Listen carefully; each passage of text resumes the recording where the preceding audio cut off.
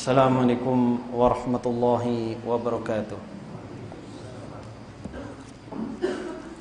Innal hamdalillah nahmaduhu wa nasta'inuhu wa nastaghfiruhu wa nastahdihi wa natubu ilaihi wa na'udzu billahi min syururi anfusina wa sayyiati a'malina. May yahdihillahu fala mudilla lahu wa may yudlil fala hadiya lahu. Wa asyhadu an la ilaha illallah wahdahu la syarika lahu wa asyhadu anna Muhammadan abduhu wa rasuluh.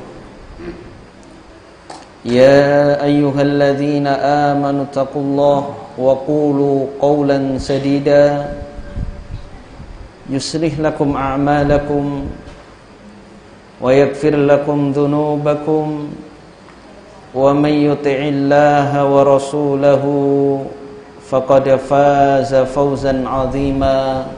Amma ba'd. Kaum muslimin dan muslimat rahimani wa rahimakumullah, kembali kita lanjutkan kajian kita dengan tema 4 amalan penyuci jiwa. Pada pertemuan yang lalu kita telah membahas satu poin. Yang pertama yaitu al-muraqabah, menghadirkan di dalam hati kita rasa bahwa kita senantiasa diawasi oleh Allah Subhanahu wa ta'ala kapanpun dan dimanapun. Di antaranya yang pertama adalah dengan mentadabburi ayat-ayat Al-Quran, terutama ayat-ayat yang menjelaskan tentang sifat-sifat Allah Subhanahu wa ta'ala.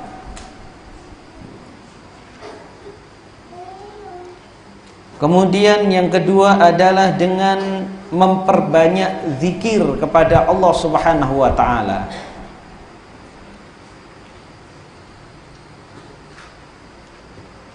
Baik zikir dengan lisan maupun zikir dengan hati.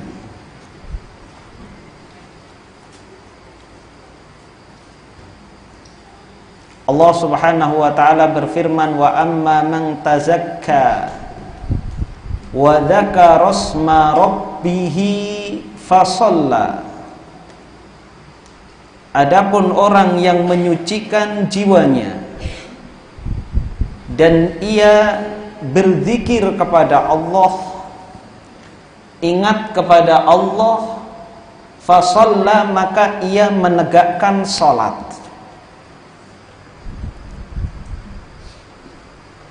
Kemampuan kita untuk mudah menjalankan salat adalah zikir. Dan yang membuat kita malas atau berat melakukan salat karena kita tidak ingat Allah.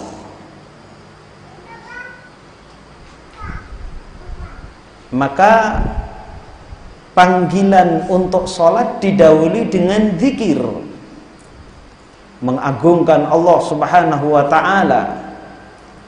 Allahu Akbar, Allahu Akbar. Maka itu sebenarnya mengingatkan kita agar kita ingat kepada Allah Subhanahu wa ta'ala, bahwa yang maha besar, yang paling besar itu hanya Allah.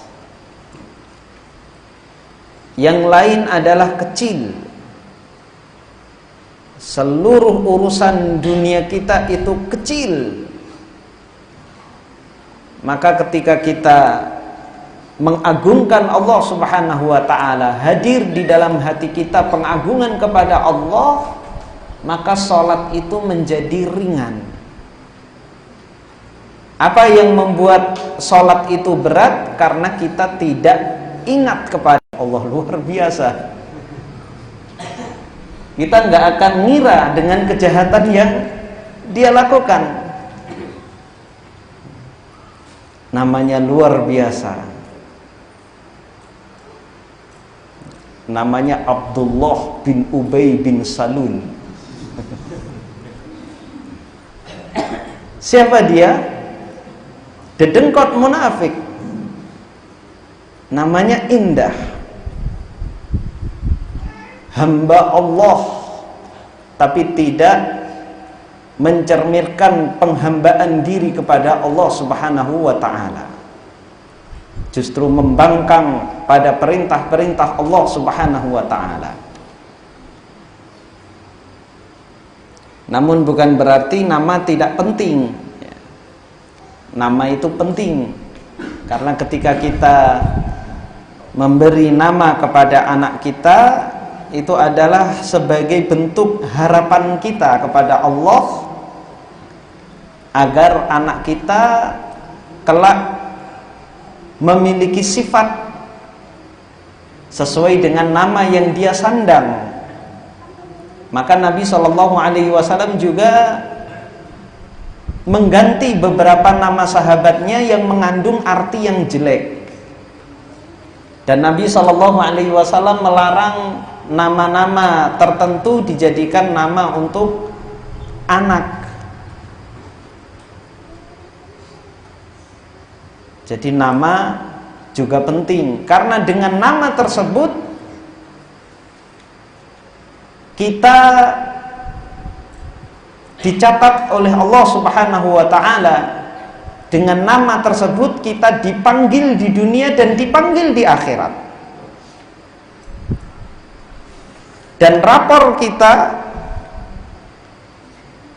yang menjadi catatan malaikat untuk mencatat amal-amal kita juga dengan menggunakan nama yang diberikan oleh orang tua kita.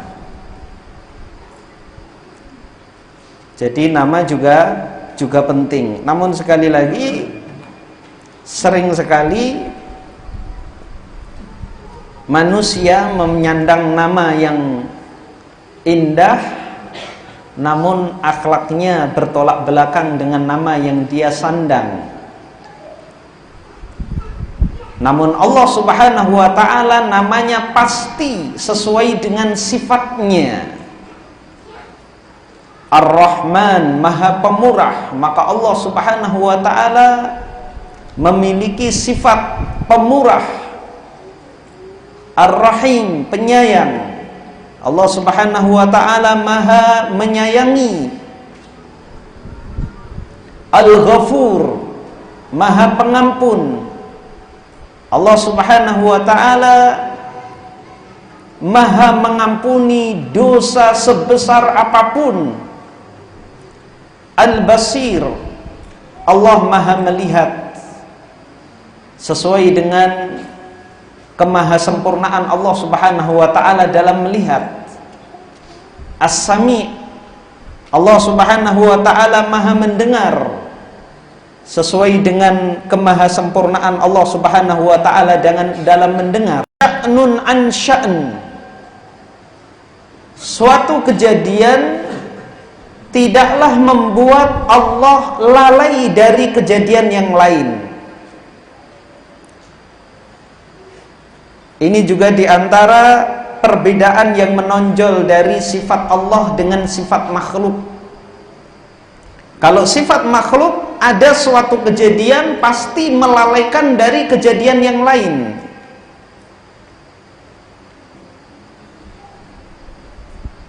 Ketika kita berada di majelis ta'lim, kita semuanya melihat ustadz yang menyampaikan materi, melihat dan mendengar. Jika tiba-tiba di luar sana ada suara yang menggelegar atau suara orang berteriak minta tolong, maka pasti kita akan memperhatikan suara tersebut dan kita lalai terhadap ustadz, atau paling tidak mengganggu konsentrasi kita. Dan seperti ini tidak terjadi pada zat Allah Subhanahu wa ta'ala. Semisal di masjid ini ada yang berdoa kepada Allah, bermunajat, menangis, Allah Subhanahu wa ta'ala melihat dan mendengar munajat dia, doa dia.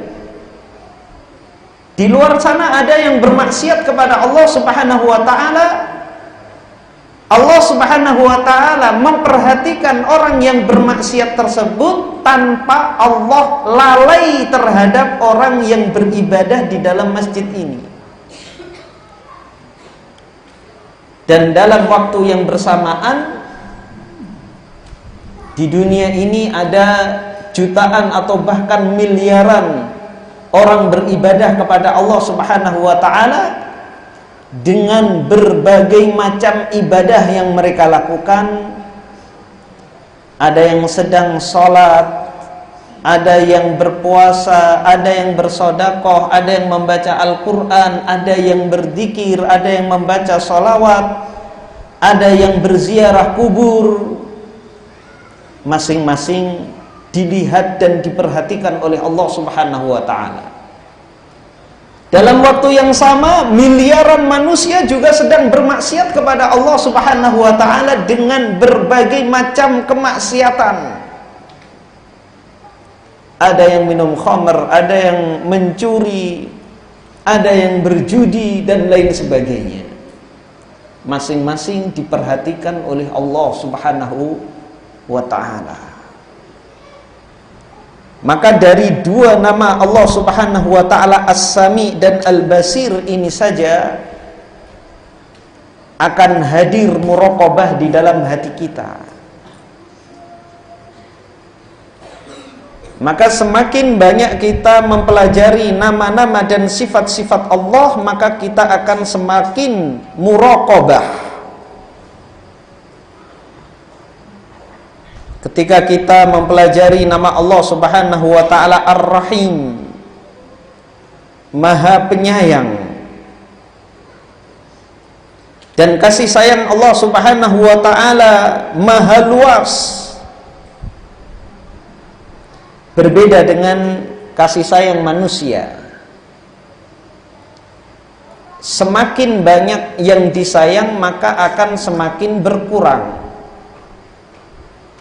Ketika orang tua memiliki anak pertama, maka kasih sayangnya pasti berlebih. Berbeda dengan ketika sudah memiliki 10 anak.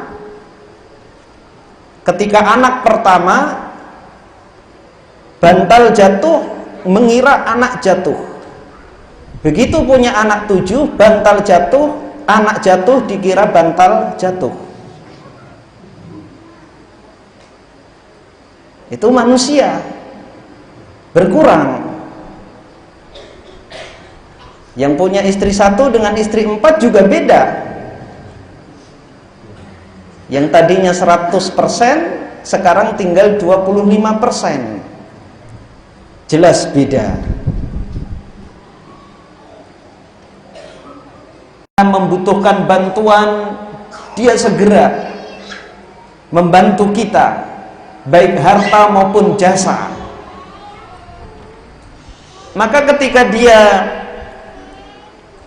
meminta sesuatu, pasti akan segera kita lakukan. Bahkan kita malu kalau tidak bisa memberikan apa yang dia minta.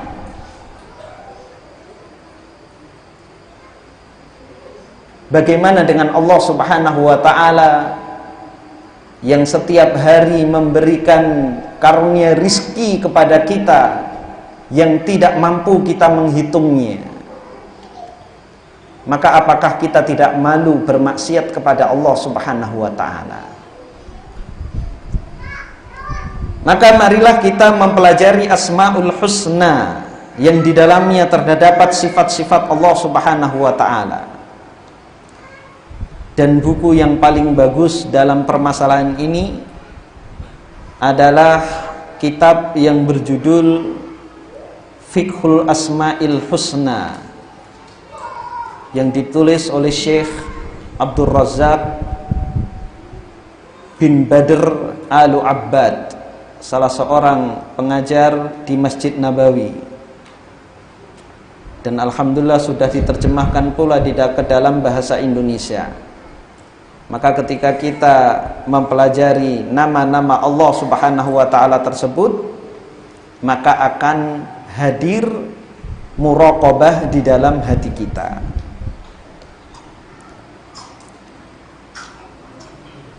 Yang kedua, amalan penyuci jiwa adalah al-mujahadah, berusaha dengan sungguh-sungguh dalam ketaatan,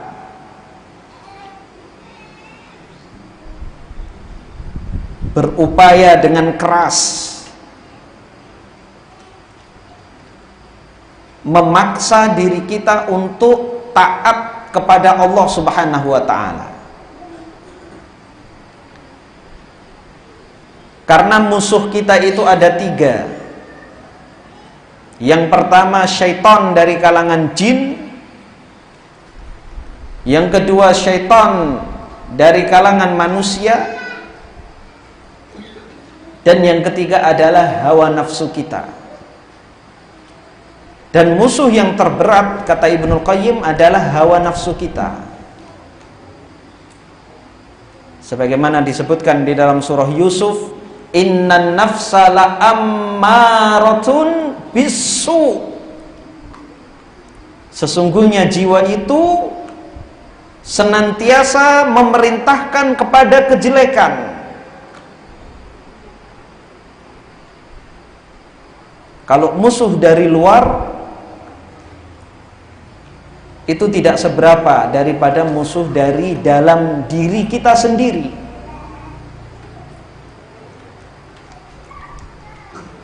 Jiwa kita ini cenderung bermalas-malasan, enggan beribadah kepada Allah Subhanahu wa ta'ala, dan suka berbuat dosa serta maksiat. Maka harus ada upaya dari diri kita, kesungguhan dari diri kita untuk memaksa diri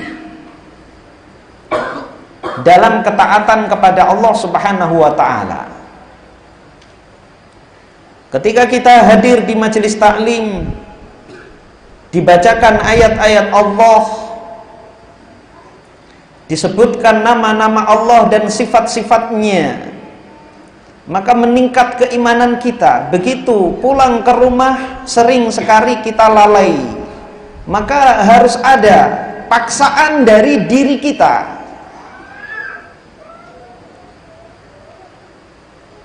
Maka jiwa yang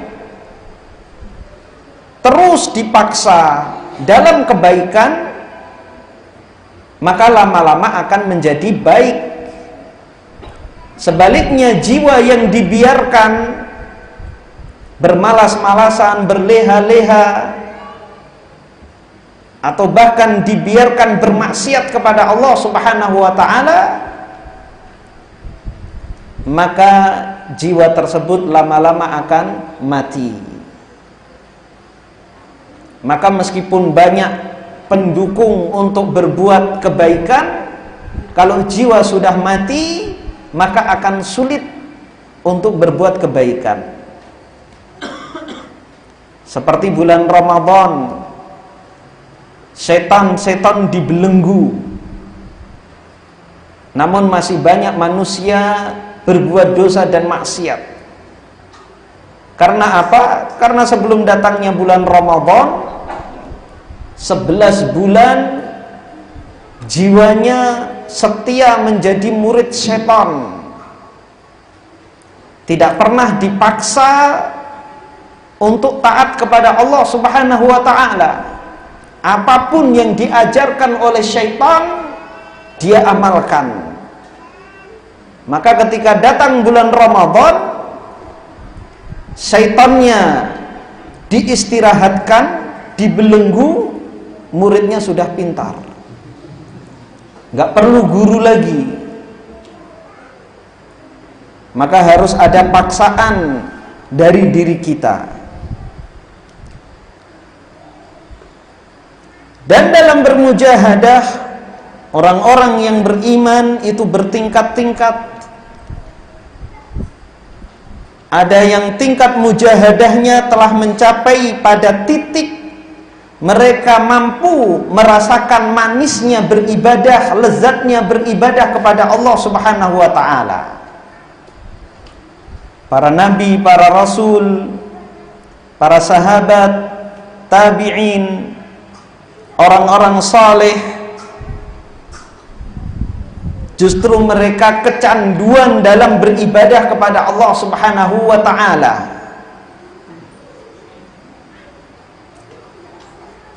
Terkalahkan karena kecintaan yang begitu besar kepada Allah Subhanahu wa ta'ala. Maka ini tingkatan mujahadah yang luar biasa. Pada kecintaan pada sesama makhluk itu terkadang juga terjadi hal-hal yang demikian. Misal diumumkan ada harta karun di tengah hutan, maka orang berlari untuk mendapatkan harta karun tersebut. Ketika lari di tengah hutan, menginjak duri, disengat lintah, nggak kerasa. Karena apa? Kecintaan kepada harta. Kalau tidak ada harta tersebut, pasti sakit. Ya, digigit nyamuk saja sakit. Apalagi tertusuk duri. Atau seseorang sedang mendambakan akhwat. Dia sudah berusaha, tidak ada kepastian.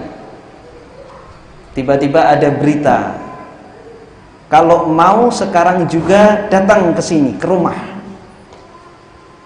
Maka meskipun jam 12 malam, hujan lebat, banyak petir, dia akan berangkat. Apa yang mendorongnya bisa seperti itu? Karena kekuatan cinta. Jadi kalau dalam ibadah kita sudah diliputi dengan cinta, maka kita akan mampu merasakan manisnya iman. Sebagaimana sabda Rasulullah sallallahu alaihi wasallam, "Thalathun man kunna fihinna wajada bihinna halawatal iman." 3 perkara, apabila 3 perkara ini ada pada diri seseorang, maka ia akan mampu merasakan manisnya iman. Yang pertama, an yakunallahu wa rasuluhu ahabba ilaihi mimma siwahuma. Hendaklah Allah dan Rasulnya yang paling dia cintai dari segalanya. Wa an yuhibbal mar'a la yuhibbuhu illa lillah. Dan hendaklah dia mencintai orang lain karena kecintaannya kepada Allah. Dia suka kepada orang karena ketakwaannya, karena ibadahnya, karena kesolehannya, bukan karena hartanya, bukan karena pangkat dan jabatannya. Dan yang ketiga, wa an yakraha an ya'uda ilal kufri ba'da id anqadahu Allah kama yakrahu an yukdhafa finnar. Dan hendaknya dia benci kembali kepada kekufuran sebagaimana dia benci untuk dilemparkan ke dalam api. Maka apabila 3 perkara ini ada pada diri kita, maka pasti kita akan merasakan manisnya iman. Allah Subhanahu wa ta'ala yang paling kita cintai di atas segalanya. Dan bukti cinta adalah kita taat kepada yang kita cintai. Sebagaimana syair Arab menyebutkan, "Lau kana hubbuka shadiqan la ata'tahu, innal muhibba liman yuhibbu muti'u." Jika cintamu benar, jika cintamu jujur, niscaya engkau akan mentaatinya. Karena orang yang mencinta itu senantiasa taat kepada yang dicintainya.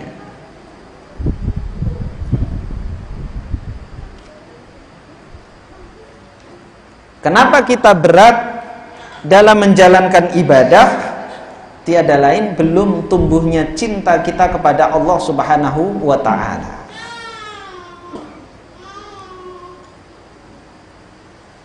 Dan jika cinta kita benar,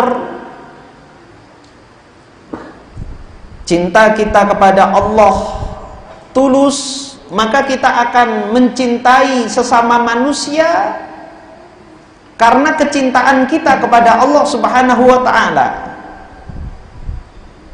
bukan karena dunianya.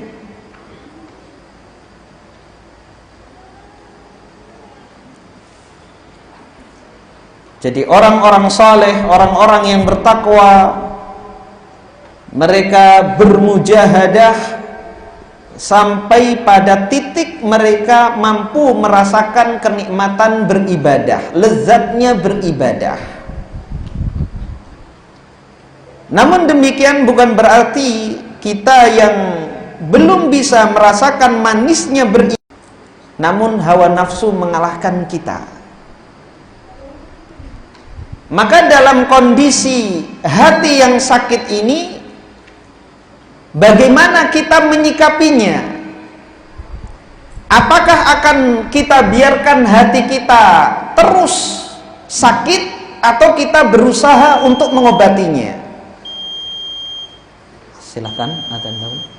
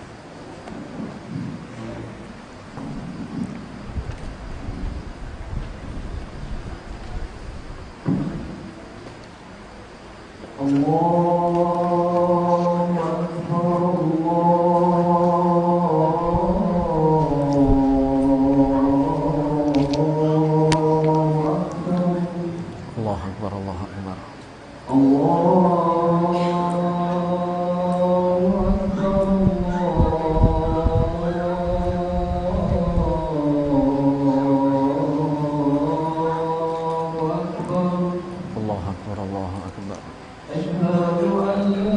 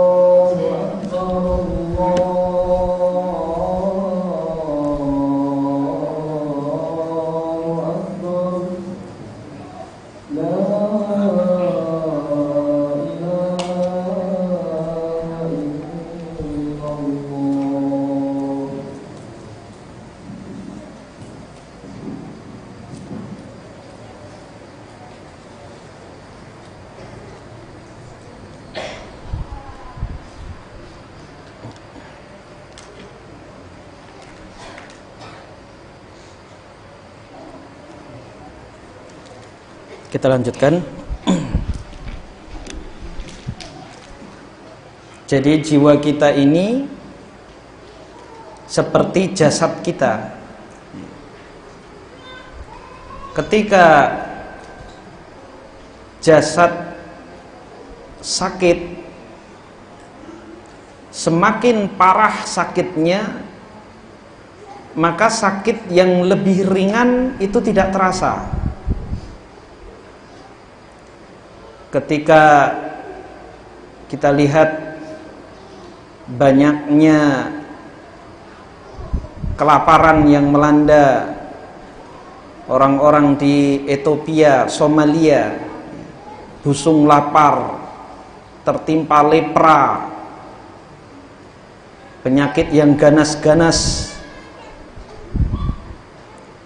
sampai dikerumunin lalat. Ketika dikerumunin lalat, mereka tidak kerasa. Karena apa? Menahan derita yang lebih parah daripada dihinggapi lalat. Seandainya ada yang kena panu atau jerawat, tidak akan peduli. Berbeda dengan orang yang sehat, dia akan sensitif.